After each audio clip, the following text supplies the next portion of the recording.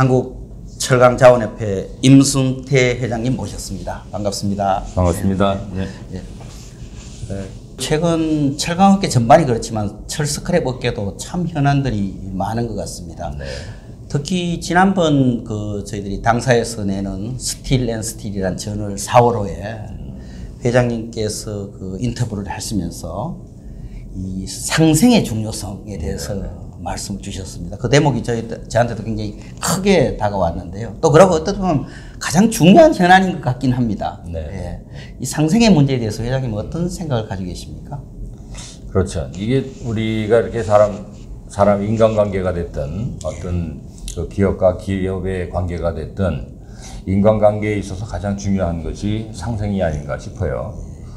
우리가 이제 대부분 보면 인간이라고 하는 그 동물이 굉장히 욕심이 많고 탐욕스러운 동물 아닙니까? 그런 거에 우리 스스로들이 어떤 기준이 있고 서로가 공존을 하기 위해서는 서로가 같이 협력을 해서 살아갈 수 있는 그런 상생의 방법을 찾아가는 게 바로 우리 인간들이 아닌가 하는 생각을 하게 되는데, 그런 면에서 보면 특히 이 철스크랩 업계에서는 수요사와 공급사 간에 그간 여러 가지 그 상생에 대한 문제는 누차 여러 차례에 걸쳐 가지고 상호 간에 주장을 해오고 어필을 해왔지만은 사실 그런 부분에 있어서는 많은 부분이 아직까지도 좀 미흡한 부분이 많은 게 아닌가 하는 그런 생각을 하고 있습니다. 그 상생이라 하면 저는 상생의 가장 기본이 먼저 우선 대등해야지 그렇죠. 상생이 되지. 이게 불균형인 상태에서는 사실 상생이라는 게 존재하기 참 어렵거든요. 네. 예. 그런 면에서 어떤 대등한 관계의 설정이 그동안 잘 이루어지지 않아서 상생이 어려웠던 게 아닌가 이런 생각을 해봅니다. 그렇죠.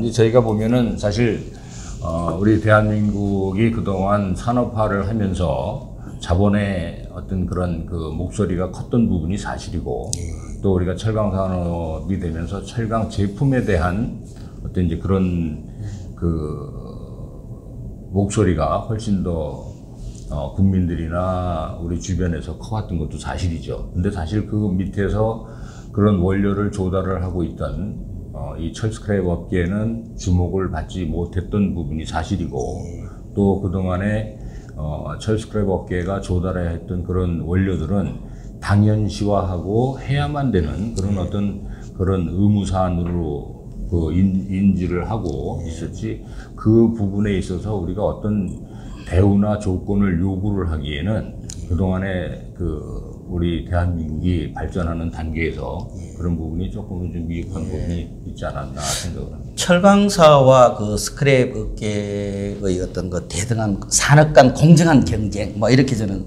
표현하고 싶은데요. 네. 사실 이 부분과 관련해서는 최근에 공정거래위원회에서 매우 의미 있는 이 판정을 냈어요. 그렇죠. 결국은 제강사의 구매 담합에 대해서 뭔가 이렇게 판정을 해서 이게 아마 적지 않은 시사점이 있는 것 같습니다. 네. 회장님 보시기는 어떻습니까? 사실 저로서도 그동안에 공정거래위원회에서 여러 가지 문제점을 제기를 하고 그 누차에 거쳐서 단합행위에 대한 조사를 했었지만은 이번만큼 대단히 쇼킹하고 커다란 이슈화되기도 아마 처음이 아니었나 이렇게 생각을 합니다. 사실 이제 그런 부분들이 앞서 말씀드린 대로 그런 대등하고 공정한 관계에 있어서 이전까지는 우리가 한쪽에 조금 불이익을 취하고 희생이 강요되는 그런 구조였다고 하면, 이제는 상하 간의 어떤 수요자와 공급자 간의 어떤 정당한 그런 관계 형성이 더욱더 중요한 부분이 되지 않았나. 그런 부분에 있어서 공정거래위원회가 요번에 판결한 내용에 대해서는 물론 수요사 쪽에서는 또 문제 제기를 하고 있는 상황이기는 하지만 철스크랩뿐만이 아니고 우리 스크랩 이 산업 전체에 대한 경종이 굉장히 크리라고 생각을 합니다. 공정거래위원회가 그러니까 이 제강사의 철스크랩 구매에서 불공정 행위에 대해서 주목했다는 사실 자체가 큰 그렇죠. 의미가 있지 않느냐. 그게 어떤 판정의 결과가 중요한 것이 아니라 저는 그렇게 보고 있습니다. 사실 이 제강사와 철스크랩 업계 관계에는 보면 예전에 이런 말이 있었습니다. 아니 부족한 철스크랩을 사는데 왜 제강사가 갑의 위치에 있느냐. 아니 부족한 걸 공급하는 스크랩 업계가 갑의 위치에 있어야지. 예? 이제 그런 이야기 흔히들 많이 하지 않습니까? 그렇죠. 사실 그런 거를 이렇게 한꺼풀 들여다보면 결국 이게 납품상 제도라는 게 우리에게는 매우 이제 중요한 의미를 갖는 것 같습니다. 네, 그렇죠. 근데 최근에 와서 우리나라도 이제 납품상 제도가 좀 이렇게 서서히 좀 약화되는 측면이 있는 것 같죠? 그렇죠. 예.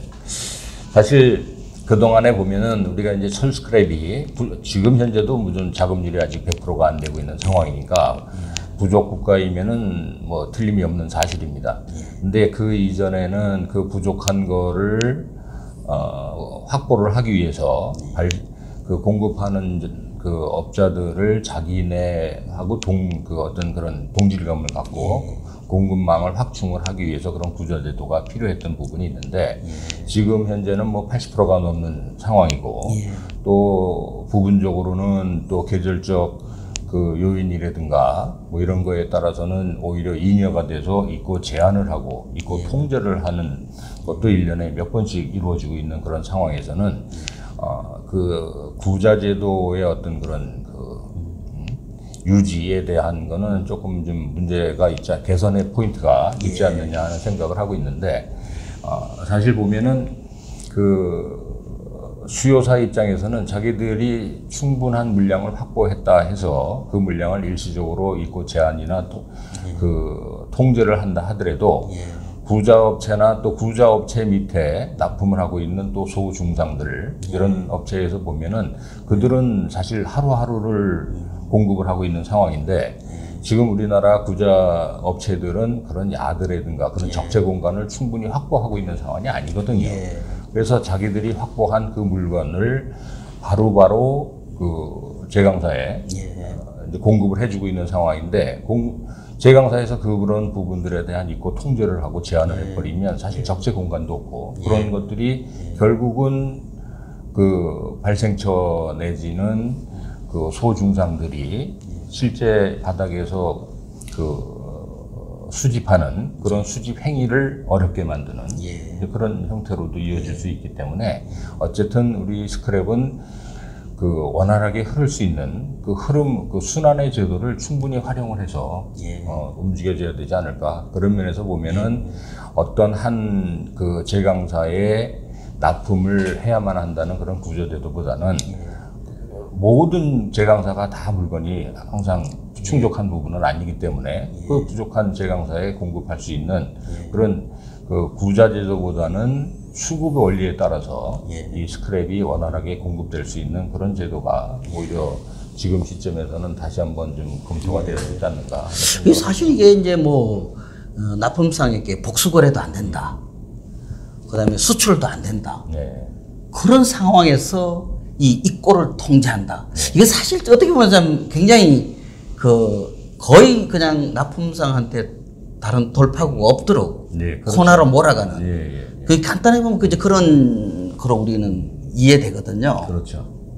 그러니까 이제 스크랩 업체들 입장에서 보면 입고 통제 내지 그런 제한을 했을 때 굉장히 난감한 부분이 있게 돼요. 그렇게 되면 그게 이제 어떤 현상으로까지 이어지게 되냐면 내가 평소에 가지고 있는 재고, 그 적정 재고량보다 더 많은 재고를 갖고 갈 수밖에 없는 상황이 되고 또 그거를 오바를 했을 때는 결국 못 받게 되면 나와 거래하고 있는 그 거래상들, 중소상들은 결국 지금 현재 나와 거래하고 있는 업체에서 그거를 수용을 못 해주니까 결국은 그 밑에 소중상들은 또 다른 거래처를 찾아서 이동을 하게 된다는 거죠. 그러면 그 업체에서는 나중에 상황이 또 반전이 됐을 때는 그 업체를 다시 데려오기는 굉장히 어려운 부분이 있거든요. 그렇게 되면 공급사는 단순히 내 그 재고 사안에 따라 가지고 통제를 하고 제한을 했다 하더라도 그 여파는 고스란히 구자업체들이 그 피해를 다 보는 게 아닌가. 그래서 사실 이제 그런 부분에 있어서는 지금 그 구자제도에 대한 그 이점 내지는 장점보다는 거기에 대한 개선 사안들이 훨씬 더 이제 우리가 좀 들여다봐야 될 그런 부분이 아닌가 그런 생각을 하게 되죠. 근데 현실적으로 보면 이 복수거래라는 것은 실제로는 보면 어느 정도 이루어지고 있지 않습니까? 그렇죠. 지금 사실 이제 그 표면적으로는 이제 나와의 어떤 그런 단일 거래만을 요구를 하고는 있지만은 실질적으로 보면은 뭐 몇 제강사를 제외하고는 대부분 복수 거래를 음성적으로는 다 허용이 되고 있고 또 그런 것들이 이루어지고 있는 상황인데 다만 그런 것들이 표면적으로는 허용이 안 되다 보니까 오히려 그런 면에 있어서 거래가 정상적으로 이루어지지를 못하고 비정상적으로 이루어지는 부분이 아닌가. 왜 그러냐면 우리가 항상 어떤 유통 구조를 개선을 할 때는 그 유통 단계를 축소를 하고 그다음에 직송 내지는 단순화시키는 게 기본적인 건데 예를 들어서 내가 A라고 하는 제강사와 거래를 하고 있고 단수 거래밖에 못한다고 하고 또 그 업체한테 내가 납품을 할 수 없는 그런 있고 통제 제한되는 상황이라고 했을 때 B라고 하는 그 제강사는 그 물건을 필요로 한다는 얘기죠. 그러면 내가 그 구조를 못 갖고 있다 하더라도 B 제강사와 거래하고 있는 또 다른 C라고 하는 구조 업체한테 내 물건을 줄 수밖에 없어요. 그렇게 되면 거기에서 또 다른 영업 비용이 발생을 하게 되고 그렇게 되면 결국은 실질적으로 바닥에서는 큰 그 단가의 변동이 없다 하더라도 그런 영업외 비용들이 더 발생을 하게 되면 결국은 제강사에서 구매하는 가격이 또 올라갈 수밖에 없는 상황이 되지 않느냐. 그런 면에서 보면은 그 그 복수 거래하는 부분에 대해서는 또 다른 시각으로 좀 봐야 될 시점이 되지 않았나 싶습니다. 뭐 어떻든 현실적으로 보면 이미 납품상 제도는 서서히 많이 이렇게 약화되고 있는 것 같습니다. 우선 그렇죠. 제강사 입장에서도 예전처럼 그렇게 납품상 이렇게 충분히 뭔가 수익성을 보장해 주지도 못하는 상황이고 또 납품상의 입장에서도 굳이 납품상을 한다는 게 오는 메리트가 굉장히 많이 약화돼서 서서히 이게 이제 약화는 되고 있는데 문제는 이제 이런 제도가 좀 전에 회장님 말씀대로 뭔가 좀 바뀌어야 될 제도는 좀 빨리 바뀌어야 되거든요. 그렇죠. 그래서 이 납품상 제도의 후퇴라는 것이 결국은 저는 한국 스크랩 산업의 발전 방향이다라는 것은 이제 어느 정도 알고 이걸 그럼 어떻게 가속화시킬까 이렇게 놓고 보면 저는 개인적으로 이 납품상 제도의 와해를 가속화시킬 수 있는 가장 강력한 힘은 저는 수출이 아닐까. 이 수출의 가능성이 열려 있을 때 결국 납품상은 자기가 소속된 그 제강사에도 공급을 하지만 A가 아니면 또 B라는 회사에도 공급을 하게 되고 또 아니면 정말 저는 해외에다 갖다가 수출할 수 있다. 이런 가능성을 가지고 있을 때 저는 이게 납품상 제도라는 것이 이제 서서히 이렇게 정리가 되지 않을까 이런 생각을 합니다. 그렇죠. 그러니까 이게 사실 이제 보면은 꼭 이제 수출이라는 의미보다는 이 구자 제도가 개선이 돼야 될 포인트라고 하면은 결국은 판로의 다양성이 확보가 돼야 된다는 거거든요.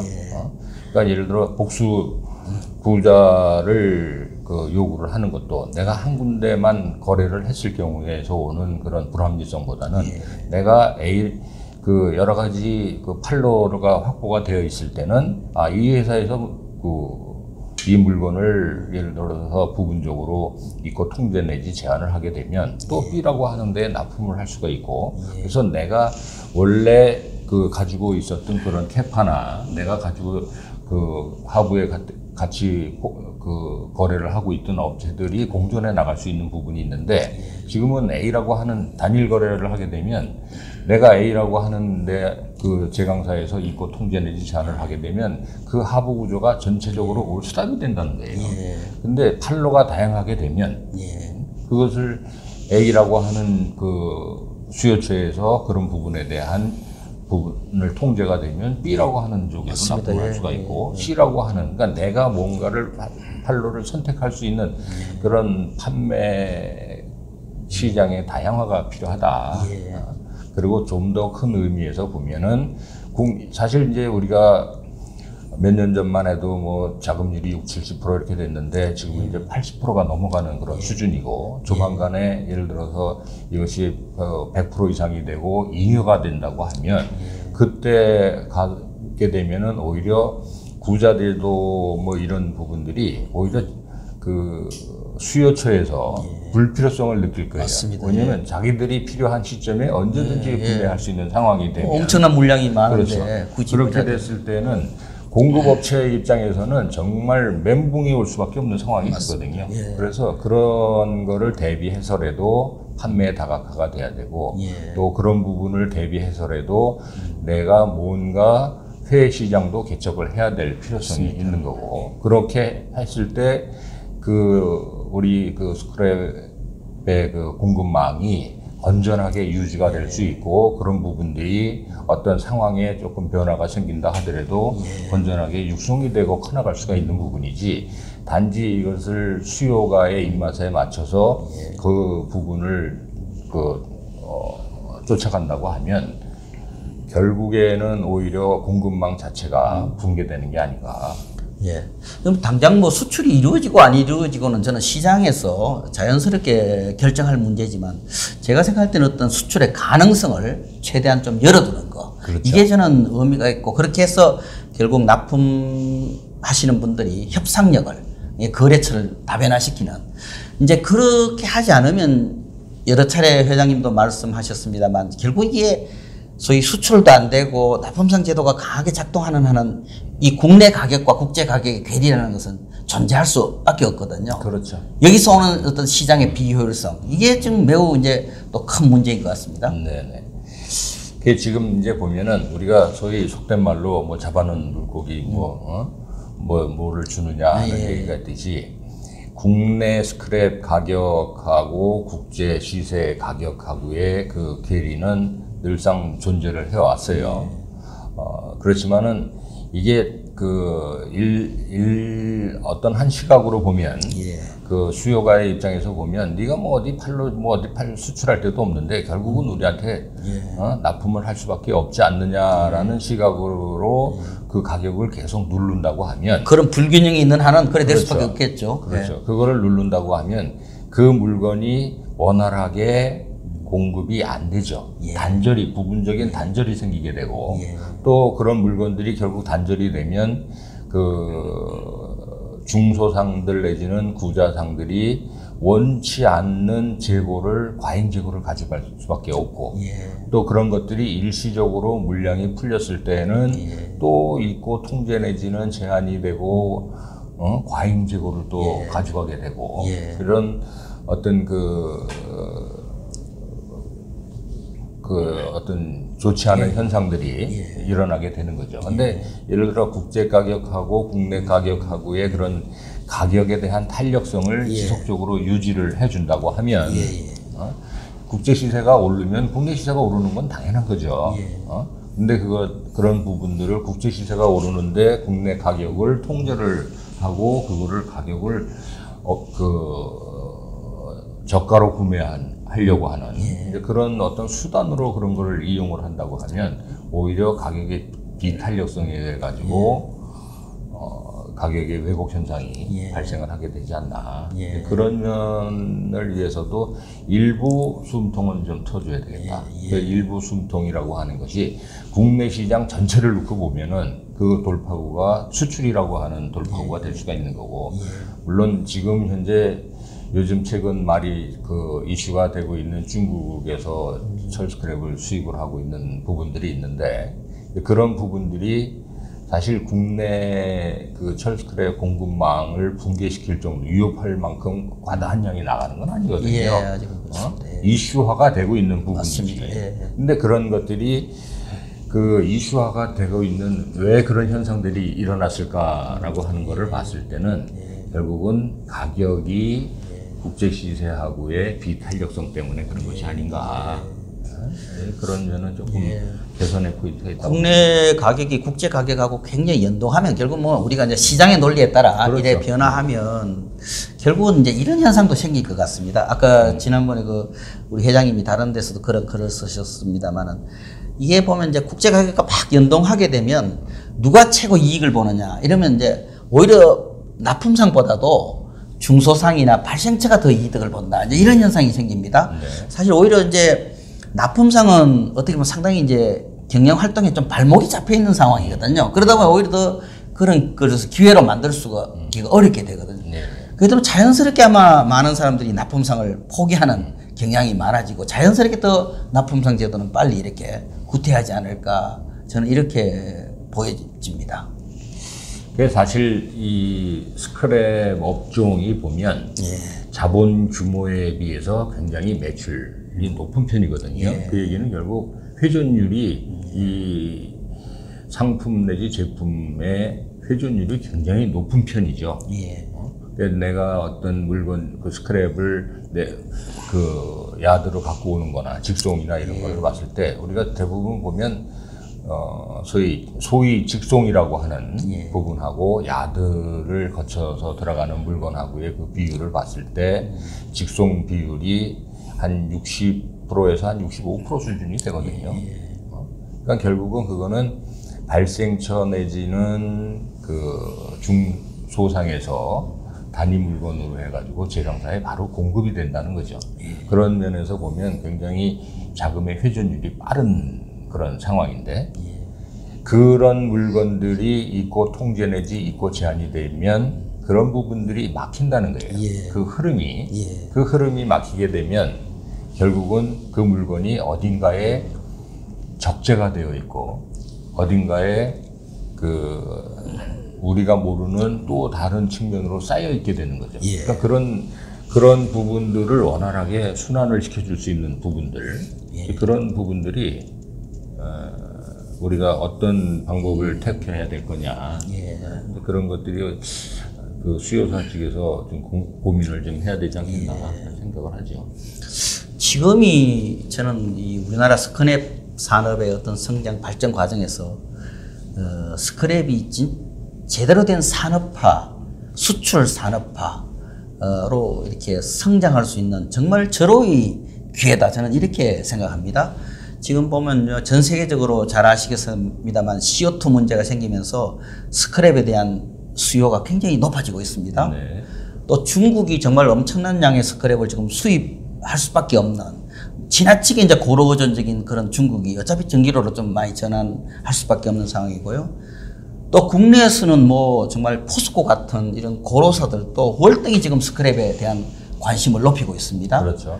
이런 기회에 국내 스크랩 산업은 정말 새로운 전환기를 전 맞이해야 되고 이런 기회가 계속 오기도 어렵다고 저는 생각합니다. 지금 이 타임에 정말 국내 스크랩 산업이 제대로 된 수출 가능한 산업으로 하나의 산업으로 뚜렷하게 자리매김할 수 있는 정말 좋은 기회가 아닌가 저는 이렇게 생각하고 지금 이럴 때 뭐 이게 아직은 뭐 물량이 모자라는데 수출을 하면 되냐 이런 논리는 너무나 이게 좀 그 근시안적인 산업을 육성시킨다 이런 관점에서 보면 지금이 그 가장 그 좋은 기회가 아닌가 이렇게 저는 생각합니다. 회장님은 어떻게 보십니까?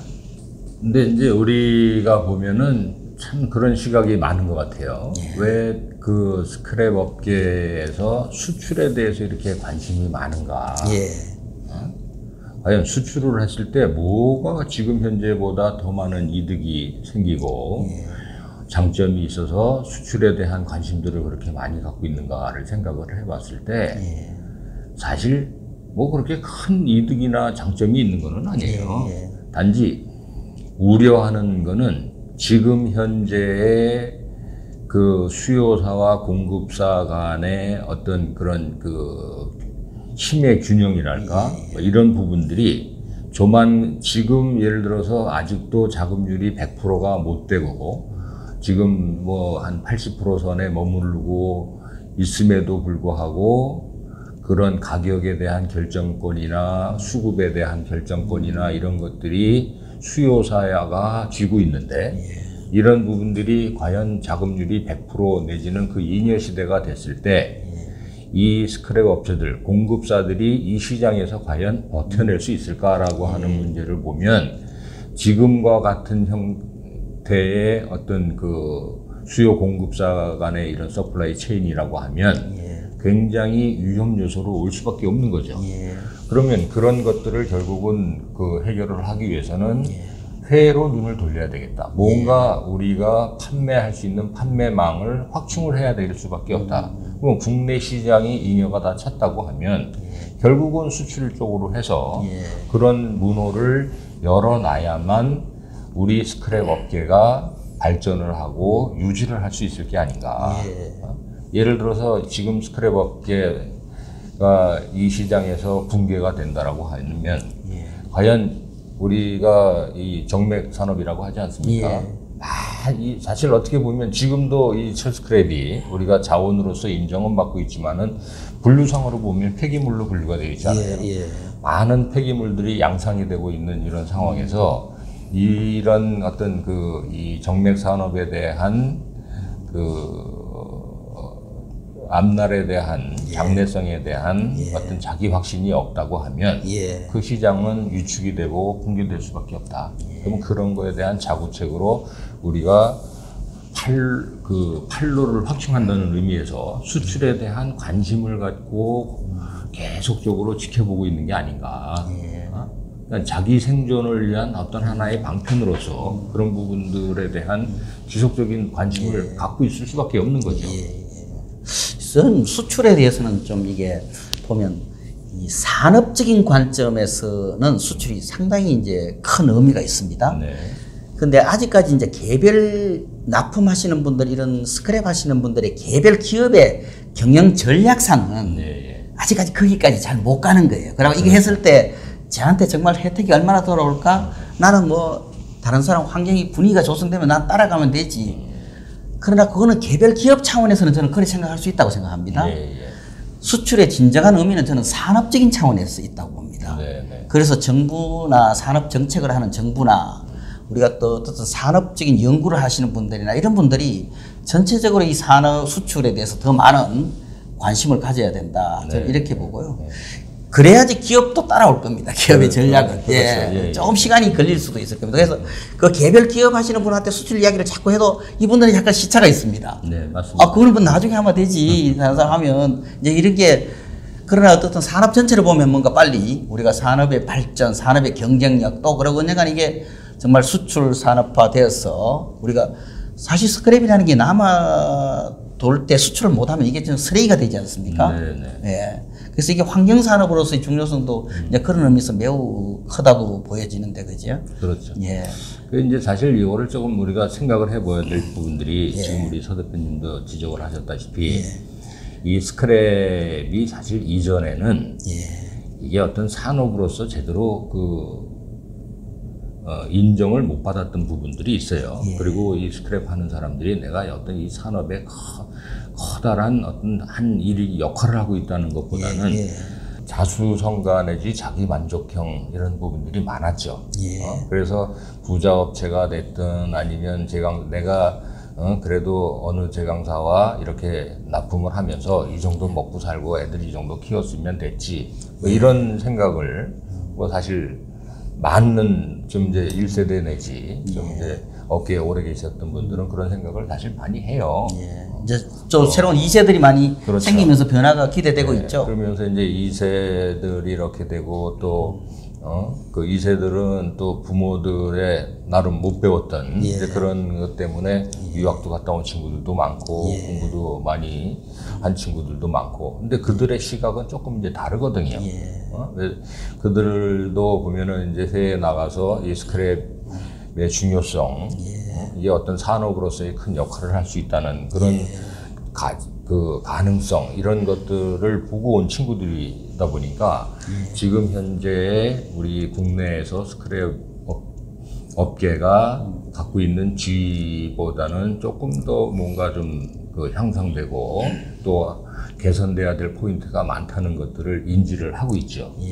그래서 이제 그런 면에서 보면 지금과는 또 다른 모습으로 이제 발전돼 나가리라고 이렇게 이제 생각을 하고 있고요. 또 이제 말씀드렸다시피 우리가 곧 뭐 진짜 저 어릴 때만 해도 스크랩은 뭐 저 고물장사한테 엿바꿔 먹는 거라고 생각을 했지 저게 그렇게 큰 돈이 되고 이렇게 산업의 한 그 큰 원소재로서 역할을 하리라고는 못했는데 지금은 뭐 갈수록 더 많은 주목을 그렇죠. 받고 있지 않습니까? 지금은 뭐 환경 부분서부터 해서 뭐 탄소 제로화 내지는 그 문제로 해가지고 굉장히 주목을 받고 있고 그런 부분에서 보면 이제는 뭔가 그 이전의 시각하고는 좀 다른 시각으로 봐줘야 되지 않겠나. 예, 스크랩이 뭐 회장님 말씀대로 진짜 산업화되는 부분은 저는 뭐 꼭 그 우리가 매우 중요한 현안이라고 생각합니다. 나중에 산업적으로 발전하기 위해서는요. 그런데 이게 보면 물론 그러면 산업화되지 못하는 환경은 어디에 있느냐? 그 책임은 일부는 제강사 쪽에도 있지만은요. 제가 볼 때 일부는 스크랩 업계 쪽에도 있는 것 같습니다. 아, 그렇죠. 예, 양쪽이 아주 같이 이제 이게 이 어떻든 기존의 관성에서 우리가 벗어나야 되는데, 근데 어떻든 그 변화를 주도하는 쪽은 그래도 스크랩 업계가 먼저 또 주도해야 되는 거 아닌가 저는 이런 생각을 하는데요. 예, 앞서 말씀을 드렸다시피 제가 우려하는 거는 뭐냐면 사실 이 스크랩 업계가 매출 규모에 비해서 자금 투입된 자금은 그렇게 크지가 않아요. 많지가 않고. 그런데 실질적으로 지금 그 CO2, CO2 문제로 해가지고 새로운 어떤 그런 자원으로서 인정을 받기 시작을 했지 않습니까? 그래서 이제 고로 생산을 줄이고 전기로 생산을 늘리고 뭐 이제 이런 부분이 된다고 하면 또 그런 부분들이 점점 확산이 되고 있는 상황이라고 보면 해외 대규모 자본이 국내에 들어와서 그런 부분들이 예를 들어서 이 스크랩 업계에 움직이게 되면 지금과는 또 다른 양태로 맞습니다. 변화가 일어날 수도 있다. 그렇게 되면 이건 뭐 자금률 뭐 80% 100%의 문제가 아니고 상당한 양이 오히려 북부 유출이 될 수 있는 부분도 있지 않냐. 그런 면에서 보면 지금 내 손에 있는 빵 한 조각이 귀중한 게 아니고 그런 것들을 같이 공유하고 하려고 하면 이제는 수요사들도 공급사들의 어떤 그런 그 자생력을 키워가는데 같이 협력을 하고 아이디어를 내고 새로운 공존의 길을 찾아야 되는 어떤 그런 시점이 되지 않았나 생각합니다. 매우 중요하신 말씀 같습니다. 저는 지금 우리나라 기존에 스크랩 하시던 분들이요. 지금 이 상태로 그대로 있으면 아마 이 스크랩 업계의 주인이 딴 사람이 될 가능성이 많습니다.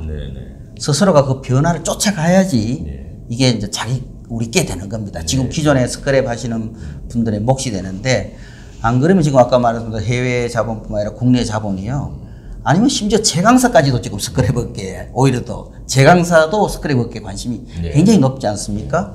이러면 결국은 이제 그동안에 사실 스크랩 업계의 낙후성이 결국은 스크랩 업계의 주인을 바꾸게 되는 겁니다. 그동안 노력해왔던 게 다 이게 물거품이 되는 것이죠. 그래서 지금부터라도 빨리 이런 산업에 대한 인식을 하는 것이 스크랩 업계가 모두가 사는 길입니다. 그냥 각자만 생각해서는 정말 아마 미래를 이 급변하는 변화에서 아마 이게 뒤처지지 않을까 뭐 이런 생각을 많이 하게 됩니다. 그래서 이제 저희 협회에서도 이제 그런 하나의 어떤 반전의 전기를 마련을 한다고 할까요? 그런 의미로 해서 이제 우리 철스크랩 조합을 우리 이제 창립을 하기 위해 가지고 여러 회원사들의 의견을 수렴을 하고 있고. 일본에는 보면 이렇게 뭐 조합이 이렇게 돼 있죠, 그죠? 그렇죠. 일본 같은 경우도 이제 관서 이래서 이렇게 수출도 하고 그렇게 하죠. 수출을 이제 이렇게 이제 하고 있는 그런 상황인데, 그거를 쫓아서 한다기보다는 이제 이게 어떤 개인 기업 스크랩 업체 한둘이 모여서 움직이기에는 그 국내 스크랩 시장이 그렇게 녹록한 부분도 아니고, 그래서 이거는 협회 차원에서 뭔가 그런 전기를 지금 마련을 해야 되겠다.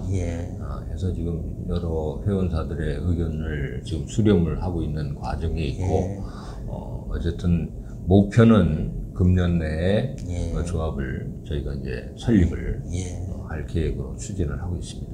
잘 되었으면 좋겠습니다. 감사합니다. 그래서 어떤 수출의 가능성도 같이 검토해보고, 그죠? 이 변화에 쫓아가려고 하면 저는 그런 조합 형성 이런 게 꼭 필요하리라고 생각합니다. 네. 예. 국내 그 스크랩 자원협회 회장님도 올 2월 달에 또 연임이 되셨지 않습니까? 네. 예. 앞으로도 또 이 급변하는 시기에 회장으로서 책임이 아주 크시겠습니다. 참 그게 걱정이 되는 부분이 참 많이 있어요. 예. 이제 사실 지난 3년 동안 그 협회장을 맡아서 추진을 하면서 사실 부족한 부분을 굉장히 많이 느꼈었고, 여러 회원사분들이 좋은 의견을 주시고 하더라도 그거를 실현시키기에는 상당 부분 역량이 부족한 부분이 많이 있었는데, 그럼에도 불구하고 또 한 번의 연임을 또 이렇게 하게 돼가지고 하여간 막중한 책임감을 느끼고 있습니다. 그래서 뭐 제가 연임을 한다는 게 저의 뭐 능력이라기보다는 우리 업계가 가야 될 어떤 그런 길, 또 방향성에 대한 것들을 우리 회원사 여러분들이 같이 공감을 해주시고 그런 부분에 대해서 조금 더 한 발자국 나아갈 수 있는 그런 길을 한 번 더 추진을 해보자라고 하는 의미에서 한번 연임을 더 저한테 그 책임을 주신 것 같은데, 그러니까 마다하지 않고 그 추진을 하고자 하는데 역시 조금은 좀 부족한 부분이 있고, 또 이 사람이 보면 서로 대면을 하고 서로 뭐 이렇게 부딪히면서 이거를 풀어가야 될 부분을 이 코로나 뭐 세상 모든 일이 전부 코로나 핑계지만은 이러다 보니까 같이 마주칠 수 있는 그런 것들이 아무래도 좀 제약이 되다 보니까 그렇게 활동성이 좀 떨어진 부분이 있는데, 그런 부분을 감안을 하더라도 그러니까 올해의 그 세운 몇 가지의 목표 이런 것들은 우리 회원사님들의 여러 그 의견들이 실현될 수 있는 그런 발판을 마련하기 위해서 열심히 하도록 하겠습니다. 아니 뭐 저는 정말 스크랩 산업이야말로 무한한 가능성을 가진 산업이라고 저는 생각합니다. 이게 그냥 뭐 그 오랜 동안 저도 이 스크랩 산업을 지켜보면서요. 이 스크랩 산업이야말로 좀 더 노력했을 때 우리가 창출할 수 있는 가치가 정말 많은 산업이다. 거기다가 또 아까 또 중간에 저희들이 이야기 나누면서 했습니다만 이 환경 산업으로서의 중요성, 앞으로 수출 산업으로서의 어떤 그 우리가 스크랩이 남았을 때 이 수출 가능성, 그리고 또 일부 이쪽은 정말 이 아주 영세하신 분들이 많이 종사하는 굉장히 노동집약적 산업이거든요. 이런 산업을 통해서 또 일부 또 복지 산업으로서의 의미도 저는 있다고 생각합니다. 그래서 이건 참 스크랩 산업은 정말 아주 그 의미 있는 산업이고요. 이런 또 급변하는 변화의 시기에 정책을 맡아 있어서 앞으로 오래오래 기억이 남는 자원협회 회장님이 되셨으면 하는 바람입니다. 눈에 보이는 화려함이 건축물의 안전을 보장하지는 않습니다. 중요한 것은 보이지 않는 곳에 있습니다. H코어는 일반 감정와는 다르게 엄격한 품질 관리와 강도 관리를 통해 설계자의 의도를 정확히 파악하여 내진 성능을 높일 수 있는 제품이라고 생각합니다. 지진에 강한 철 H코어는 내진용 형강, 내진용 철근, 내진용 후판, 내진용 강관 등 다양한 제품 포트폴리오를 갖추고 있습니다. 탁월한 에너지 흡수 능력과 남극과 같은 극저온 환경에서도 깨지지 않는 충격 인성을 비롯해 건축물 구조 안전의 품질을 향상시키는 뛰어난 용접 성능까지 가지고 있는 H코어. 지진에 견디는 최고의 기술 H코어는 안전한 건물의 중심이자 안전한 대한민국의 중심입니다. 지진에 강한 철 H코어.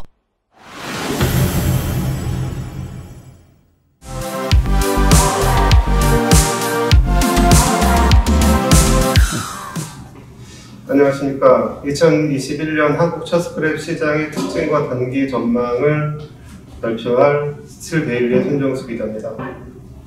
제가 오늘 말씀드릴 내용은 2021년 국내 첫 스크랩 가격 움직임, 그리고 2021년 첫 스크랩 산업의 환경과 동력, 또 첫 스크랩 시장의 환경과 그리고 향후 전망에 대해서 말씀드리겠습니다.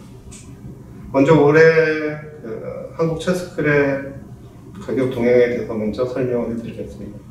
차트에 보시다시피 한국 첫 스크랩 가격은 상당히 많이 올랐습니다. 특히 작년 하반기를 저점으로 1년간 지속적인 상승을 보였고요.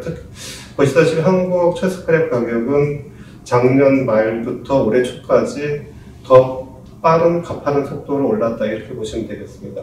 한국 스크랩 가격뿐만 아니라 터키의 수입 가격, 그리고 일본의 내수 가격, 그리고 H2 수입 가격까지 전 철 스크랩 전 품목이 강한 상승세를 보인 1년이었다, 이렇게 말씀드릴 수 있겠습니다.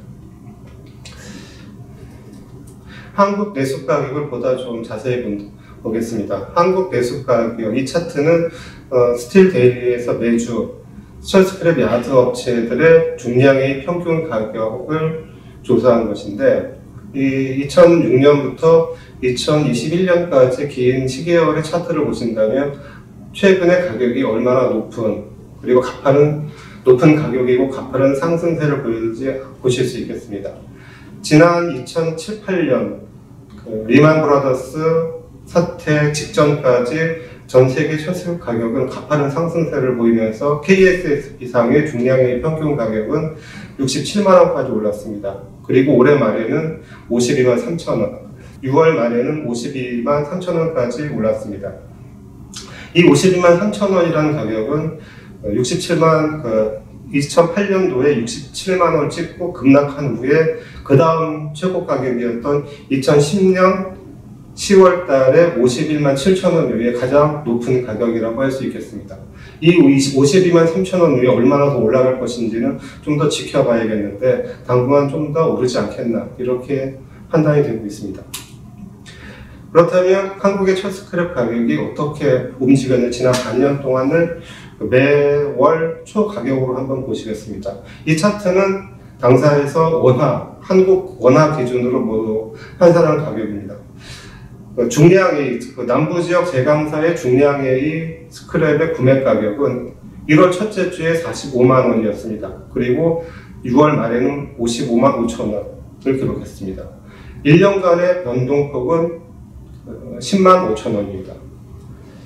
경량 A도 10만 5천 원의 가격 변동을 보였습니다. 그리고 H2 수입 가격은 7만 원, A3, 러시아산 A3 수입 가격은 11만 2천 원의 가격 상승을 기록했습니다. 다른 나라도 한번 보시겠습니다. 터키의 수입 가격은 44만 1천 원이 변동이 됐고, 대만의 수입 가격은 2만 9천 원, 그리고 미국의 내수 가격은 17만 2천 원, 이렇게 변동됐습니다. 이 주간 변동폭을 놓고 본다면 한국의 첫 스크랩 가격이 상대적으로 다른 나라에 비해서 많이 올랐다, 이렇게 볼 수 있겠습니다. 상반기 평균 가격을 전년도 평균 가격과 비교해 봤습니다. 한국의 상반기 평균 가격 중량 A 가격은 남부지역 제강사 매입 가격 기준으로 45만 9천 원으로 나타났습니다. 이는 2020년 평균 가격보다 46.5% 오른 것입니다. 다른 아이템들도 대체로 한국의 수입 가격이나 한국의 내수 가격은 50% 내외의 가격 상승을 보였다고 말씀드리겠습니다. 국제 가격도 많이 올랐는데, 터키의 수입 가격은 49.5% 올랐고, 대만의 수입 가격은 52.7% 올랐습니다. 국제 가격의 상승폭을 본다면 대체로 50에서 60% 사이의 상승의 폭을 보였다고 보시면 되겠습니다. 한국의 가격 상승과 국제 가격 상승 대체로 50% 내외로 비슷하다고 볼 수 있겠습니다. 한국의 가격 상승이 국제 가격과 대체로 비슷한 모습이었다라고 생각하시면 되겠습니다. 한국만 특별히 많이 올랐다고 보기는 어렵다, 이렇게 보시면 되겠고요. 철광석, 같은 철원유인 철광석과 비교해 봤습니다. 철광석 가격은 철광석 가격이 먼저 가파르게 오른 것을 좀 보실 수 있겠습니다. 철원료 가격이 올해 상반기에는 상당히 높은 수준이었다. 이렇게 말씀드릴 수 있습니다. 그러면 왜 이렇게 가격이 올랐는지 좀 살펴보겠습니다. 스틸 데일리에서는 올해 천스크랩 가격 폭등의 배경으로 크게 4가지를 꼽고 있습니다. 하나는 국제 철강제 및 연원료 가격의 폭등, 두 번째는 철강사의 높은 수익률, 세 번째는 제강사의 철스크랩 수요 증가, 네 번째는 보로사의 철스크랩 수요 증가, 이 4가지를 꼽고 있습니다. 철강 제품의 가격 변동을 보시겠습니다. 오른쪽 하단의 차트를 보신다면 중국의 철강 가격은 올해 51불, 그러니까 연초 1월 1일 대비 7월 2일 가격이 51불 올랐고요. 중국의 열형 가격은 143불, 한국의 열형 코일 가격은 46만원, 철근 가격은 30만 8천원, 그리고 중량 A 가격은 12만 4천원이 올랐습니다. 상대적으로 중국의 철근이나 열형 가격이 한국에 더 올랐는데, 이것은 지난 5월 달에 중국의 철강제 내수 가격이 일부 조정받으면서 상대적으로 6월 말 가격이 다소 낮았다, 이렇게 보실 수 있겠습니다. 전체적으로 본다면 철 스크랩뿐만 아니라 거의 전체 철강제 가격이 왼쪽 하단의 차트에서 보시다시피 상당히 큰 상승을 기록했다, 이렇게 보실 수 있겠습니다. 그러면 이렇게 많이 올랐나, 이렇게 본다면 올해 그 철스크랩 업계에서 가장 많이 예를 드는 것이 지난 2008년의 폭등입니다. 2008년의 폭등의 가장 큰 특징은 원재료 가격이 급등하면서 철강제 가격을 끌고 올라갔다라는 점을 좀 지적할 수 있겠는데요. 올해는 철강제 가격이 급등하면서 원재료 가격을 끌고 올라가는 이러한 모습이다라고 말씀드리겠습니다. 즉, 철강 제품이 끌고 철스크랩 가격이 밀어올리는 이러한 형태가 상반기 내내 지속이 됐다라고 말씀드리겠습니다. 그럼 철강사들의 이익이 어떻게 나고 있는지 좀 살펴보겠는데, 작년 철근의 롤마진, 즉 그 철근 제품 가격에서 철스크랩 가격을 뺀 롤마진이 2022년 평균은 33만 6천 원이었는데 6월 달에는 39만 3천 원으로 개선이 됐습니다. 그리고 H형강은 44만 1천 원에서 71만 8천 원으로 상당폭 개선된 걸 볼 수 있겠습니다. 이렇게 그 철강 제품 가격이, 그러니까 롤마진이 크게 개선되면서 제강사의 움직임도 상당히 바꿔졌다, 이렇게 좀 말씀드리겠습니다. 그렇다면 제강사들의 이익이 어떻게 될지 한번 살펴보겠는데, 증권사들의 자료를 좀 기반으로 해본다면 유진투자증권에서는 올해 현대제철의 영업이익이 작년에 730억에서 올해는 1조 7,180억으로 늘어날 것이다 라고 전망을 했고요. 현대차증권은 동국제강에 대한 영업이익 전망을 작년에 2,490억 원에서 올해는 5,650억 원으로 늘어날 것이다. 그리고 키움증권은 대한제강의 영업이익이 작년도 820억에서 올해는 1,680억으로, 한국철강은 350억 원에서 450억으로 영업이익이 늘어날 거다, 이렇게 지금 전망을 내놓고 있습니다. 모든 철강사들이 상당히 높은 이익 증가를 보인다라고 할 수 있겠고요. 거의 역사상 최대 이익이 아니겠느냐라는 얘기도 나오고 있습니다. 이렇게 이익이 많이 늘어나다 보니 제강사의 구매 전략도 좀 변화하고 있는데, 이 제강사의 구매 전략의 변화가 철스크랩 시장에도 상당한 영향을 미치고 있는 상황입니다. 즉, 제강사의 구매 전략은 과거에는 이익 극대화 전략이 제품에서의 경쟁이 심하다 보니까 원료 가격을 최대한 낮춰서 롤마진을 늘리는 형태로 진행이 되었다라고 말씀드리겠고요. 즉, 천스크랩 가격의 안정을 통해서 이익을 개선하는 상황이었다라고 볼 수 있겠습니다. 그러나 최근 철강 제품의 판매가 후조를 보이고 전 공장이 완전 가동 상태를 유지하고 있는데, 이러다 보니 제강사의 수익 극대화 전략은 천스크랩 조달의 안정, 그리고 생산과 판매의 확대로 모아지고 있습니다. 따라서 과거처럼 천스크랩 가격을 낮추기 위한 구매 전략보다는 어떻게 하면 안정적인 조달을 할 것인가에 포커스가 맞춰져 있다고 할 수 있겠습니다. 대표적인 사례가 대한제강을 꼽을 수 있겠는데, 작년까지 대한제강은 지트 시스템을 유지하겠다라는 골격을 갖고 있었습니다. 그래서 협소한 야드 상황을 고려해서 재고를 타이트하게 관리했습니다. 대한제강의 평균 재고는 2만 톤을 조금 상회하는 정도를 가지고 운영을 해왔습니다. 그리고 3만 톤이 넘는 데는 가격 인하를 유도한다든지 이런 시황적 대응을 해왔던 것이 사실입니다. 올해는 대한제강의 재고가 3만 톤 넘어 한때는 4만 톤까지 늘어났습니다. 그리고 4만 톤이 늘어나더라도 가격 인하라든가 이런 카드를 던지지 않고 있습니다. 이는 첫 스크랩 재고를 많이 가져가면서 조업의 안정성을 가져가겠다는 대한제강의 전략을 보여주는 것이다. 이렇게 말씀드릴 수 있겠고요. 이러한 요인이 앞에 한국 첫 스크랩 가격이 상대적으로 많이 오른 것처럼 보였던 배경, 즉 국제 가격은 3월과 4월 사이 일부 조정을 받았지만 한국 가격이 조정을 받지 않았던 배경이 바로 이런 제강사의 구매 전략의 변화에서 찾아볼 수 있겠습니다. 두 번째는 국산 중심으로 상반기에는 조달 시스템 가져왔다라는 것을 꼽을 수 있겠는데, 가장 대표적으로 한국철강을 꼽을 수 있겠습니다.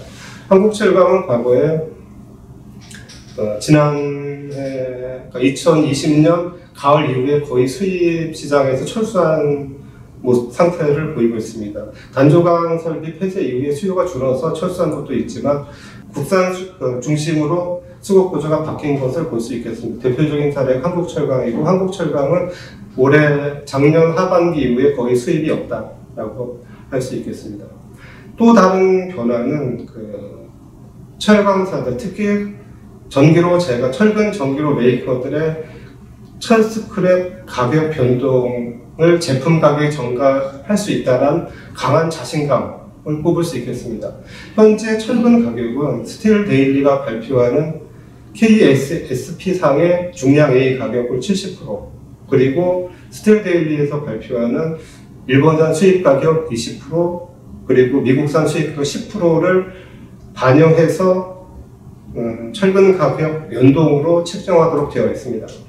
첫 스크랩 가격이 KSP에 연동해서 철근 가격이 책정되도록 되어 있고, 이 포뮬러에 맞춰서 철근 가격은 결정되고 있습니다. 따라서 철 스크랩 가격의 변동이 철강 제품 가격에 바로 반영될 수 있다는 강한 자신감을 제강사가 갖고 있는 것이고, 이 때문에 제강사 입장에서는 굳이 무리하게 철 스크랩 가격을 내리거나 조정을 해서 마진을 극대화할 필요성이 낮아졌다, 이렇게 보시면 되겠습니다. 자, 그러면 수급 상황을 한번 보시겠습니다. 올해 5월달까지 보통강 전기료강 생산량은 667만 톤, 전년 대비해서 3.1% 늘어났습니다. 이 667만 톤은 과거 2017년이나 2018년, 2019년보다는 상당히 낮은 수준이다. 그러나 작년, 코로나 팬데믹 사건으로 인해서 수요가 급감한 작년 647만 톤보다는 늘어났다, 이렇게 보실 수 있겠습니다. 즉, 철 스크랩 가격의 폭등이 수요의 엄청난 증가로부터 촉발된 것은 아니다라는 것을 이 수급 상황을 통해서 알 수 있을 것입니다. 볼 수 있었습니다. 두 번째, 좀 수급 상황을 좀 더 세부적으로 보겠습니다.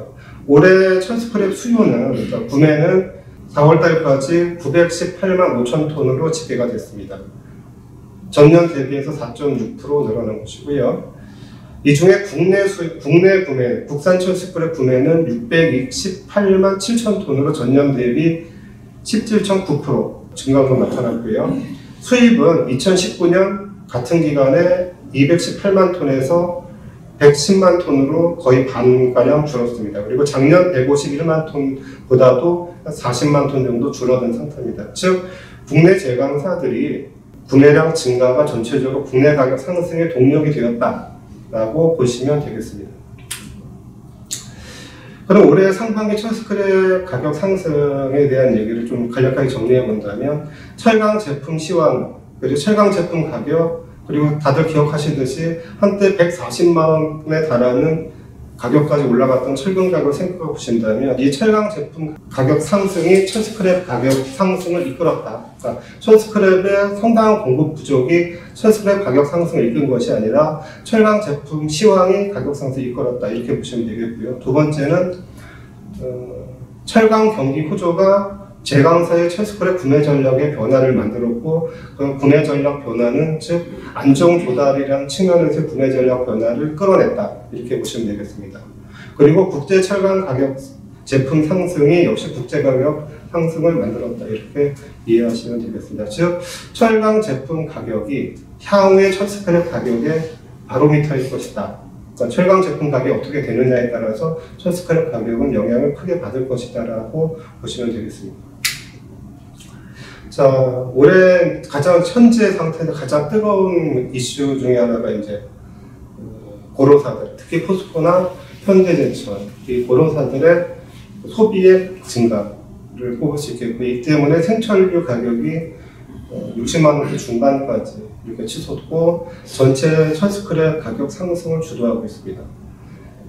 이 점에 대해서 좀 살펴보겠는데, 포스코와 현대제철 이 고로사들이 철스크랩 구매량이 많이 증가한 이유는 철강 제품 경기가 호조를 보이면서 이 두 회사 모두 증산 시스템, 최대한 많이 생산하겠다는 증산 시스템을 유지하고 있기 때문입니다. 이 때문에 증산을 위해서 그 철스크랩 소비를 많이 늘리고 있고요. 또 다른 이유로는 증산에 따라서 CO2 발생량이 늘어났고, 이 늘어난 CO2 발생량으로 인해서 배출권이 부족한 상황이 발생을 했습니다. 이 배출권 부족 문제도 또한 증산과 배출권 부족 문제를 해소하기 위한 가장 효과적인 방법으로 스크랩 장입비를 늘리는 것으로 잡았던 것입니다. 현재 포스코와 현대제철의 전로에서의 철스크랩 사용 비중은 과거 15% 정도에서, 그러니까 연초에 15%에서 지난 5월을 경과하면서 19%까지 늘어난 상태입니다. 양사 모두 20% 정도까지 늘리겠다라는 게 단기 계획입니다. 이 4%포인트의 스크랩 소비량 증가로 인해서 철스크랩 구매량, 소비량이 빠르게 늘어난 건데, 포스코 같은 경우는 월간 외부에서의 구매량이 9만 톤에서 20만 톤으로 거의 2배 이상 늘었다. 이렇게 보시면 되겠고요. 이 단순한 스크랩 장입비 증가가 포스코에는 연간 130만 톤, 그리고 현대제철은 50만 톤의 소비량 증가를 이 소비량이 늘어날 것이다. 이렇게 보시면 되겠습니다. 180만 톤이라는 숫자는 거의 철분 공장 2개가 새로 생겼다라고 보시면 되겠고요. 이 양사의 스크랩 소비량 증가는 주로 전 등급에 나타나는 것이 아니라 특정 등급, 즉 생철이라든가 일부 신다찌라든가 특정 등급에 나타나기 때문에 이 특정 등급의 공급 부족함을 더 심화시키고 있다. 이렇게 보시면 되겠는데, 현재 포스코는 우리나라에서 국산 철스크랩을 주로 생철 압축과 경량 압축 중심으로 구매를 하고 있고요. 현대제철은 생철 발화와 생철 압축 중심으로 구매를 하고 있습니다. 또 수입은 포스코는 슈레디드나 신다치 프레스, HS 등급을 주로 구매하고 있고, 현대제철은 신다치 발화나 신다치 프레스를 중심으로 구매하고 있다. 이렇게 보시면 되겠습니다. 즉, 이 두 회사의 소비량이 크게 늘어난 것은 이 특정 등급의 소비량 증가로 이어졌고, 이 특정 등급의 공급 부족을 심화시켰다. 이렇게 보시면 되겠고요. 이 때문에 현재 일본에서는 신다치와 H2의 가격 갭이 10,000엔 이상으로 벌어져 있는 상태고, 즉 신다치는 6만 엔에 거래되는데 H2는 48,000엔 정도 거래되고 있고요. 한국에서도 생철은 64~65만 원에 거래되고 있지만 경량 A는 50만 원 정도로 지금 한 15만 원 갭을 나타내고 있습니다. 이런 현격한 갭이 지금 이 양사의 구매량 증가의 배경이다. 이렇게 볼 수 있겠고요. 이 생철의 공급 부족을 해소하기 위해서 포스코는 HBI 수입을 늘리거나 또 중량유 사용량을 확대하는 이런 방안을 지금 모색하고 있고요. 현대제철은 그 수입을 늘리고 현대기아차 벤더사들에서 발생하는 철스크랩을 더 조달을 타이트하게 하는 이런 형태로 지금 대책을 마련하고 있습니다. 과거에 포스코에서 수입한 HBI 양이 한 연간 40만 톤 정도였기 때문에 40만 톤 정도였는데, 작년 코로나 팬데믹 상황 이후에는 급격히 줄었습니다. 작년에는 15~16만 톤 정도 수입이 된 걸로 추정이 되는데, 이 부분을 늘린다면 상당 부분 수급 개선 효과를 기대할 수 있겠습니다. 다만 변수는 말레이시아 공급사 쪽에서 얼마나 코로나 문제에 효과적으로 대응하느냐에 대한 문제로 판단이 됩니다. 지금 신다치 상황에 대해서 좀 살펴보겠습니다. 현재 신다치 앞에서 말씀드렸듯이 이게 이제 2021년 6월 25일 기사인데 신다치의 공급 부족이 지금 신다치가 H2보다 1만 2천엔이나 비싸다. 한국의 수입 가격 기준을 한다면 이렇게 큰 차이가 나고 있습니다. 자, 그럼 마지막으로 한국 철스크랩 시장의 환경과 그리고 전망에 대해서는 간단하게 짚어보겠습니다. 단기적으로는 현재 철스크랩 시장에 미치는 요소로는 지금 앞에서 설명드렸듯이 전 세계 철강 가격의 빠른 상승, 그리고 철강사의 이익의 급증, 이런 것들이 지금 시장에 영향을 미치고 있고, 전 세계 블록화 그리고 무역 규정이 심화지다 보니 지금 전 세계적인 철강제 공급 부족 사태가 나타나고 있다. 특히 선진국을 중심으로 해서 인프라 투자가 많아지면서 철강제 공급 부족 상황이 이어지고 있다라고 볼 수 있겠고요. 또 이 때문에 고로사, 전기로사 할 것 없이 모두 100% 증산 체제를 가동하고 있다. 이렇게 보시면 되겠습니다. 그리고 또 올해 또 하나의 변수로는 중국에서의 철스크랩 수입이 계속 늘어나고 있다는 점을 꼽을 수 있겠는데, 향후에도 주로 이제 HS 등급 중에서 하이 퀄리티 HS 등급을 주로 수입을 하고 있는데, 이 부분은 남은 시간 동아시아 시장에서 상당한 영향을 줄 가능성이 있다. 이렇게 좀 보시면 되겠고요. 또 내년도, 내후년도 본다면 한국 특강의 신규 진입, 특히 한국 특강이 내년 2월달, 3월달 지나면서 철근 시장에 진입했을 때 철근 가격이 어떻게 될 것인가가 이제 주요한 변수가 될 수도 있겠습니다. 그리고 YK 스틸이 이제 또 이전을 하게 되어 있는데, YK 스틸이 이전을 했을 때 수도권 시장에서의 변화는 어떻게 될 것인가, 이 점을 좀 주목해서 볼 수 있겠고요. 또 코로나19의 극복 노력이 전 세계적으로 이루어지고 있는데, 코로나19의 극복 과정에서 철강제 시황은 어떻게 될 것인가도 변수로 지목할 수 있겠습니다. 그리고 좀 길게 본다면 CO2 배출 문제나 이에 따른 철강 생산 원가 상승, 그리고 철스크랩 소비량 장입비를 늘리는 고로사대 노력에 따른 소비 증가, 이런 것들을 좀 장기적으로 볼 수 있겠습니다. 그래서 전체적으로 이렇게 쭉 보신다면 철스크랩 가격은 앞으로도 상당히 장기적으로 본다면 높은 가격에 위치해 있을 것이고, 수요는 상당히 많을 것이다. 특히 고급 철스크랩 중심으로 수요가 상당히 많을 것이고, 얘는 가공, 정제, 그리고 철스크랩 대체제 시장이 상당히 주목을 받을 것이다라는 점을 시사하는 것 같습니다.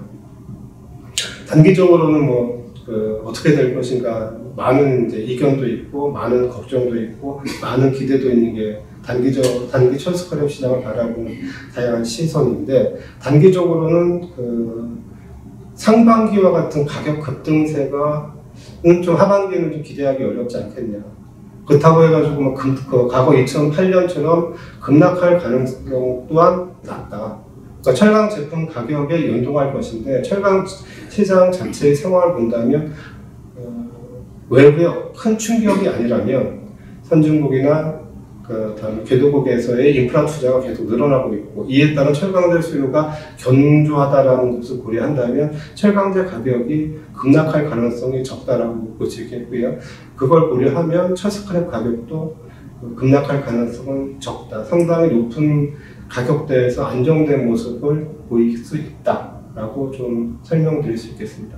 올해 철스크랩 가격이 많이 오르면서 시장에도 많은 변화가 있었습니다. 하반기에도 상반기와 같은 기조가 유지될 부분은 제강사의 구매 전략은 상반기처럼 하반기에도 안정 조달 중심으로 움직일 가능성이 크다. 이렇게 설명드릴 수 있겠습니다.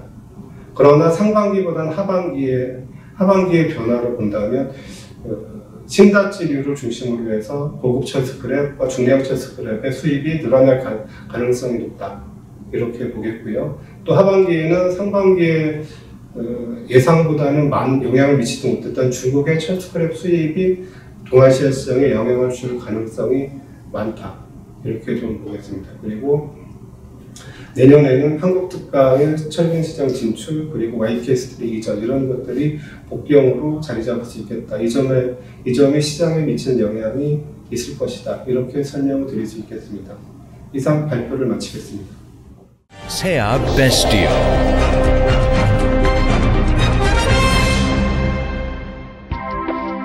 Challenging ourselves. It is the power that transforms possibilities into new opportunities. SEA Best Deal takes on challenges and works through innovations to realize the infinite potential value of steel.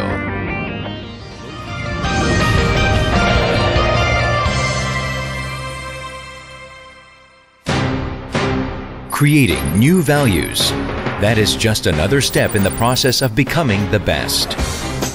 Sea Bestio has set the world-class quality standard by continuously developing innovative manufacturing processes and building optimum automation systems. The burning passion of Sea Bestio is boiling at 1,600 degrees Celsius.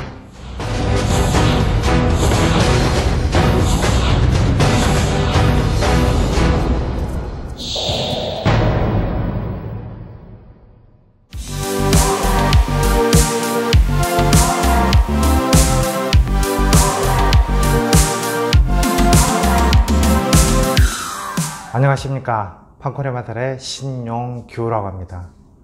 오늘은 중국향 스크랩 수급 전망과 향후 수출에 우리가 주의해야 될 점, 그리고 실질적으로 수출되고 있는 스크랩의 선적항과 도착항에서 사진을 보고 같이 공부를 하는 시간을 갖도록 하겠습니다. 전체 순서로 보았을 때 크게 항목을 두 개로 봤는데요. 하나는 중국의 스크랩에 대해서 시장이 어떻게 흘러가고 있는지 공부를 하는 시간과, 두 번째로는 스크랩을 주로 수출을 우리가 하고 있는데 대부분 고품질의 HRS 101과 102를 중점적으로 공부를 하는 그런 시간을 갖도록 하겠습니다. 먼저 중국의 지금 스크랩 현황과 전망을 지금 놓고 봤을 때 우리가 중국 정부의 의지를 먼저 알 필요가 있습니다. 중국에서는 2030년도에 탄소 피크로 지금 보고 있고, 2060년도에는 탄소 중립을 실현하겠다는 그런 계획을 가지고 있습니다. 이에 대해서 6가지 실천 과제를 갖고 있는데요. 첫 번째로는 전기로의 비중을 확대를 하고 고로의 비중을 감소시키겠다는 것입니다. 현재 전기로 비중은 약 한 10%, 그러니까 전체 조강이 10억 6천만 톤 정도 되는데요. 1억 톤 정도가 전기로에서 나오고 있는데, 이것을 점차적으로 더 키우겠다는 것이고요. 두 번째로는 치안 비율이라 해서 노폐 고로를 신고로나 혹은 전기로로 바꿨을 때 치안 비율을 전기로에 대해서 절대적으로 유리하게 적용을 하고 있는 겁니다. 그래서 노폐 고로에서 신고로로 치환을 했을 경우는 많게는 1대 1.25에서 1.5 비율로 지금 하고 있고, 전기로로 치환을 하게 되면 1대 1로 그렇게 하는 겁니다. 그래서 두 번째로는 고로의 스크랩 사용 비중을 절대적으로 증가를 시키겠다는 것이고, 현재 15에서 20% 정도를 고로의 컨버터에서 사용을 하고 있는데, 이 비중을 절대적으로 키우겠다는 것이고요. 크게 보면은 스크랩이 작년도 1억 톤에서 향후 2025년도에는 3억 5천만 톤 이상을 사용을 하겠다는 겁니다. 그리고 세 번째로는 스크랩 가공 설비가 노후화되어 있는 것이 상당히 많고, 현재 이 규모가 1억 한 5천만 톤 정도 되는데요. 이것을 현대화 시키는 것으로 선도기업을 5개에서 한 10개 정도 지금 하겠다는 겁니다. 그리고 네 번째로는 반제품이나 완제품의 해외 수출을 억제를 하기 위해서 부가세 환급을 폐지를 금년 5월 1일자로 하였고요. 동시에 선철과 반제품의 수입세를 폐지를 하였습니다. 다섯 번째는 스크랩 수입을 전격적으로 금년 초부터 허용을 하였고요.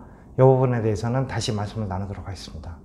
마지막으로는 합금강인 니오비듐이나 바나듐 등을 통해서 신기술을 개발을 함으로 인해서 철광석이나 석탄 혹은 코크스 등의 사용 비중을 감소를 하겠다는 겁니다.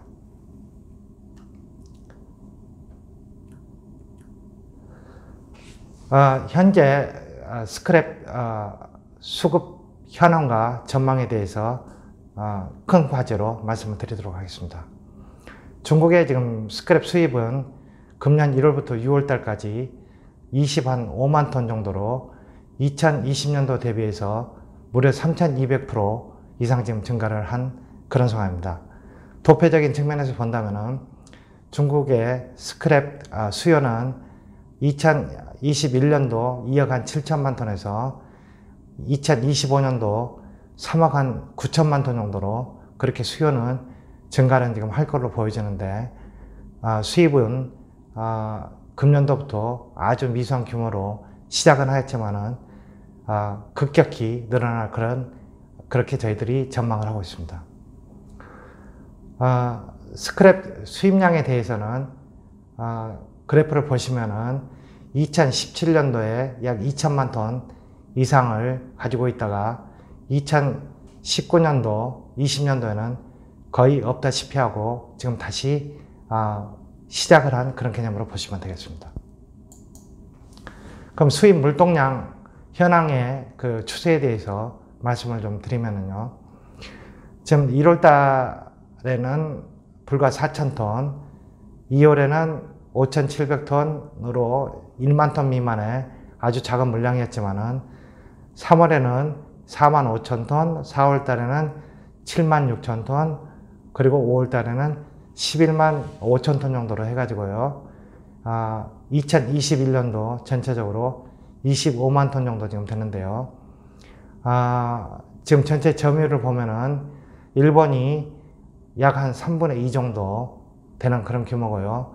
한국은 2위로서 한 21% 정도 지금 됩니다. 그래서 물량으로 따지면은 5만 한 2천 톤 정도 되니까요. 한 달 평균 한 10,000톤 조금 이상 그렇게 수출을 하였다 이렇게 말씀을 드릴 수가 있습니다. 스크랩 수출을 하는데 실질적으로 실무적으로 우리가 알아야 될 상황들에 대해서 공부를 하도록 하겠습니다. 주로 저희들이 수출을 하고 있는 것들 그리고 중국에서 수입을 하고 있는 것들은 아주 최고급 스크랩인 HRS 101하고 102인데 한국하고는 최고급 스크랩의 개념이 약간 틀립니다. 한국에서는 부실링이라고 하여서 특수광 쪽에 들어가는 것을 가장 최고급으로 따지는데요.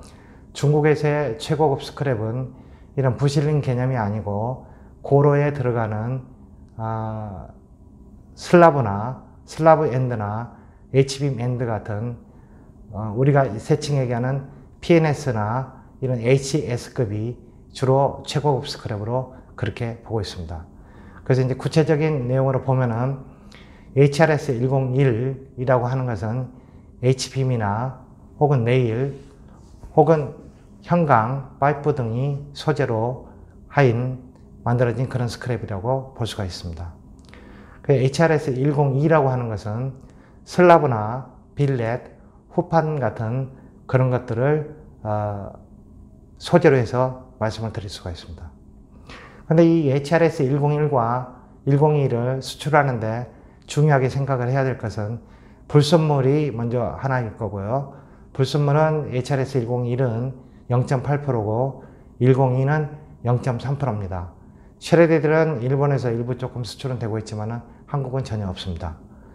그리고 이제 구리가 굉장히 중요한데요. 중국에서 스크랩은 대부분 고로에서 나오는 스크랩이 위주로 돼 있고 한국에서 나오는 스크랩은 전기로에서 나오는 스크랩도 상당히 많기 때문에 구리가 0.3% 이상인 것도 상당히 많습니다.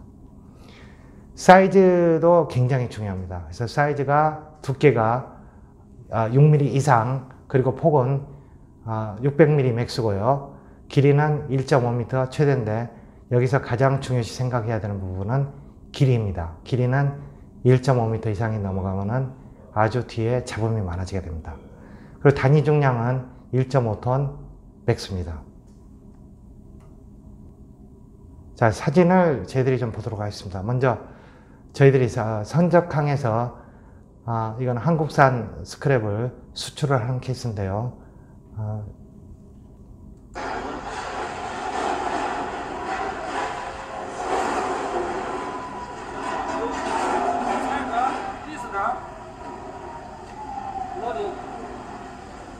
로딩套餐 C普利车 yes 哎那我们这这你说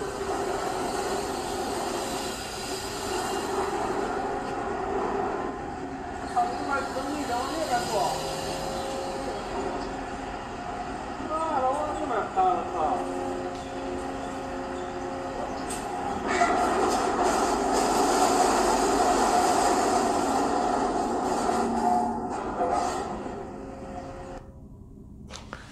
좀 지루하셨는지 모르겠는데요. 당진에서 얼마 전에 중국의 진탕으로 실었던 2,000톤 물량의 사진입니다. 그 HRS 101이라고 하여 H빔이 주로 소재로 해서 그렇게 하였고, 이 물건은 항구 옆에 갖다 놓고 크레인으로 뱃속에다가 지금 집어넣는 그런 작업이었습니다. 자, 사진들입니다. 사진들 보시면은 전부 다 잘라 놓고요. 그렇게 했던 그 케이스입니다. 이것도 한국산입니다. 이 물건들은 당진에 한쪽에 놔뒀다가요, 실기 전에 물건을 항구 안으로 옮겨서 아주 가까운 300m에 있는 항구 안으로 옮겨서 배에다가 실었던 경우고요. 하루에 선적량은 제가 이제 2,000톤을 했던 그 케이스인데요. 한 이틀 정도 걸렸습니다. 그래서 하루에 실는 데는 한 1,000톤 정도 이렇게 했던 그런 상황이라고 볼 수가 있겠습니다. 자, 다음은 도착항에서의 동영상을 보도록 하겠습니다.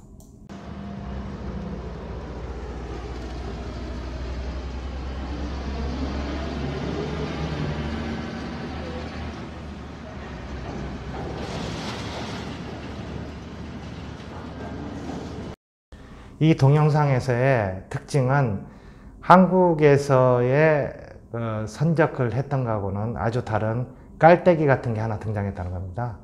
이제 그 깔때기에다가 물건을 내리면서 그 깔때기 밑에서 트럭이 그 물건을 싣고요. 그리고 나서 다른 장소로 이동을 하게 됩니다.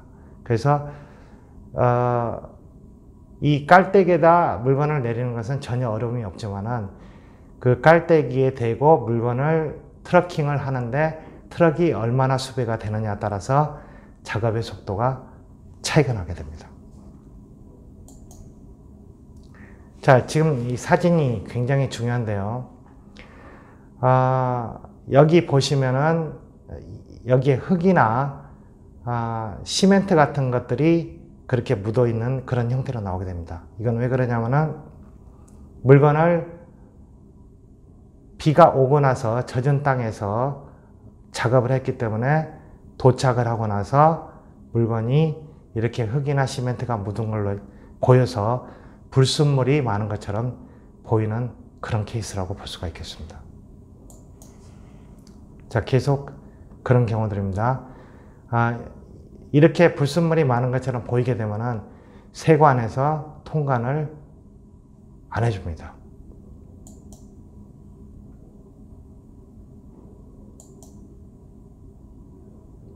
자, 이 사진들 유의하시고요.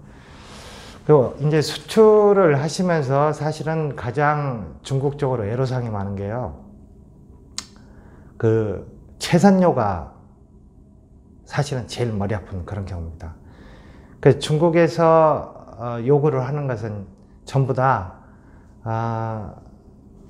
도착항의 관습에 따라서 신속히 하여크라는 CQD라는 그런 텀인데요. 저희가 선박을 수배를 하는데 선박회사들이 CQD를 수용을 하는 경우들이 거의 없습니다. 그래서 저희들이 운이 좋으면은 한 이틀 정도밖에 채선료가 발생이 안 되지만은 정말 운이 없으면은 열흘 이상이 발생이 되기도 합니다. 그래서 하루에 채선료가 한 3,000톤짜리 배라면은 3,000에서 4,000불 정도 하기 때문에 많을 때는 3만 불 이상 채선료가 그렇게 발생을 하는 그런 경우들도 많습니다. 그래서 저희들이 그 대안을 한다면은 판매 조건을 FOB로 바꿔서 하는 안이 그 중에 하나 있을 텐데요. 이건 바이어들이 거의 수용을 안 합니다. 그리고 두 번째로는 CQD를 저희가 수용을 하지 않고 선사하고 맺은 그 계약서대로 외항에 도착하고 하역 도착일까지 기간을 명기를 하는 겁니다. 그런데 이것도 바이어들이 수용을 거의 안 합니다. 그 현실적으로는 판매 가격을 저희들이 이 데머리지를 감안을 해서 인상을 해서 판매를 하는 게 정답이라고 생각합니다. 그런데 이 채선료라고 하는 게요, 좀 희한한 게 이 두 가지 채선료가 발생이 되는데요. 하나는 배가 도착항에 도착을 하고 나서 외항에 대기를 하고 있다가 그리고 내항까지 붙는 게 이제 하나가 있고요. 또 하나는 내항에 붙고 나서 하역 작업이 늦어가지고 그 기간이 오래 걸리는 게 있습니다. 그래서 외항에서 기다렸다가 내항으로 들어가는 데는 반드시 서류가 인보이스나 패킹도 중요하지만은요, 그 BL까지 포함한 서류 원세트를 저희들이 바이어한테 줘야지 내항까지 붙는 순서가 확정이 됩니다. 그래서 서류에 대해서 굉장히 저희들이 조심을 해야 된다는 것을 제가 말씀을 드리고 싶습니다. 자, 두 번째로는 이 수량 과부족에 대한 부분입니다. 수량을 재는 것은 선박으로 옮기는 경우는 크게 보면은 드라프트 서베이라고 해가지고 배에 흙수로 물건을 실을 때하고 실기 전에 그 깊이를 재므로 인해서 무게를 재는 방법이 하나가 있고요. 또 하나는 트럭으로 중국에 도착하고 한국에서도 역시 트럭으로 해가지고 양자의 차이에 의거해서 웨잉을 하는 그런 경우들이 발생이 됩니다. 문제는 저희들이 지금 하는 그 배들이 다 조그만 배들이다 보니까 이 배들이 좀 노후화되고 이 선박에 이 측량기가 고장이 난 경우들이 제법 있습니다. 그러다 보니까 이 드라프트 서베이라고 하는 것 자체가 의미가 전혀 없어지게 됩니다. 그래서 이제 저희들이 용선을 할 때 반드시 이 선박의 측량기가 제대로 작동을 하고 있는지 확인을 해야 될 겁니다. 그 다음 트럭 스케일은 사실은 상식적으로 좀 이해가 안 됩니다. 어떤 경우냐면요, 스펠링이 조금 틀렸네요. 중국의 항구 내에서는요, 그 개근대가 없습니다. 그래서 아까 보셨던 그 깔대 같은 데다 해가지고요, 트럭이 가서 이동을 해야 되는데 그 이동을 하면서 트럭 스캔을 해야 됨에도 불구하고 항구 내에서는 그런 개근대가 없다 보니까 일단 안에서 한번 이동을 했다가 그리고 바깥으로 또 나가서 2차 이동을 할 때, 그리고 나서 2차 때도 사실은 안 됩니다. 그러니까 1차 이동을 하고 항구 내에서 항구에서 바깥에 나갈 때도 개근이 힘들고요. 그리고 나서 항구 바깥으로 나가서 실수요가로 나갈 때 그때 개근이 이루어지고 있다 보니까 실질적으로 웨이트가 나오는 것은 한 달 후에나 보통 나오게 됩니다. 그래서 한 달 후에 나오고 벌써 트럭 운송은 세 번째에서 나오다 보니까 이쪽에 셀러 쪽에서는 불만이 있을 수밖에 없습니다.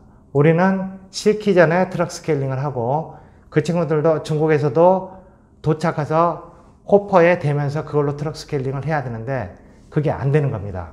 그러다 보니까 분쟁의 여지가 항상 많습니다. 그래서 제일 좋은 방안은 분쟁의 여지를 없애기 위해서는 드라프트 서베이로 하는데 반드시 측량기가 고장이 난 것들은 피해야 될 걸로 생각합니다. 그리고 사이즈에 대해서 말씀을 드리고 싶은데요. 사이즈가 이제 폭이나 두께는 저희가 약간의 융통성은 있지만은 길이는 1.5m가 넘어가면은 아주 좀 시끄러운 일이 벌어집니다. 그리고 이제 HRS 101 경우는 사실은 철근도 HRS 101입니다. 그러니까 10mm 이상이면 다 들어가는데 문제는 한국의 철근이 구리에 대해서 허용치를 0.3%를 제한을 안 했다는 겁니다. 그러다 보니까 0.4%가 넘는 경우들도 있어서 중국 현지에 도착해서 문제가 있을 수가 있으니 철근에 대해서는 피해야 될 걸로 생각을 합니다. 불순물에 대해서는 제가 아까 사진을 보면서 그 말씀을 드렸는데 특히 좀 말씀을 드리고 싶은 부분은 우리가 맨 마지막에 실는 물건들이 상대적으로 바닥에 있는 물건들을 표현이 좀 그런데요. 긁어가지고 그렇게 하다 보니까 아주 좀 지저분하게 좀 보이고 불순물로 보이기도 합니다. 그래서 마지막에 있는 물건을 맨 위에 실지 말고요. 그것을 좀 가운데 넣거나 혹은 그런 부분들이 굉장히 중요해서 중국에 도착해서 세관원들이 물건이 좋구나 해서 육안으로 검사했을 때 그런 인식들을 우리들이 반드시 심어줘야 됩니다. 특히 비가 왔을 때 젖은 땅 위에 있었던 물건들은 그런 부분들이 특히 주지가 되기 때문에 굉장히 조심을 해야 될 걸로 생각합니다. 선적 서류에 대한 부분도 제가 아까 말씀을 드렸습니다. 자, 이것은 일본에서 실질적으로 나갔던 그 몇 가지 사진들을 말씀을 드리는데요. 첫 번째는 이 슬라브 핸드입니다. 이거 HRS 102라고 해가지고요. 1월 달에 일본에서 진탕으로 나갔던 그 케이스고